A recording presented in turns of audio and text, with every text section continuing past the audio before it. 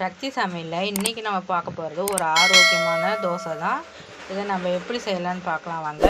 கொண்டைக்கடலை, கருப்பரிசி, பாசிப்பருப்பு, கொள்ளு, உளுந்து, வெந்தயம் எல்லாமே சேர்த்து நைட்டே நான் ஒரு 4 மணி நேரத்துக்கு முன்னாடியே ஊற வச்சுட்டேன். ஊற வச்சு நல்லா ஊறிச்சு பாருங்கள். இந்த ஸ்டேஜில் நம்ம ஒரு மிக்சி ஜாருக்கு மாற்றிட்டு அது கூடவே உப்பு சேர்த்து நம்ம கொஞ்சம் கொரகொரப்பான பதத்தில் அரைச்சி எடுத்துக்கோங்க. ரொம்ப நைஸாக வேண்டாம்.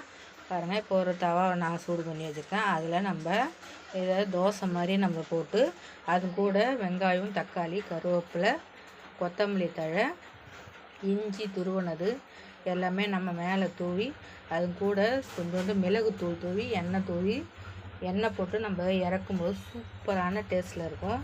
ஒரு ட்ரை பண்ணி பாருங்கள். ரொம்ப ஹெல்த்தியான தோசை இது. பிள்ளைங்க ஒன்று சாப்பிட்டா கூட ரொம்ப ஹெல்த்தியாக இருக்கும். நீங்கள் ட்ரை பண்ணி பார்த்துட்டு கமெண்ட் பண்ணுங்கள். நன்றி.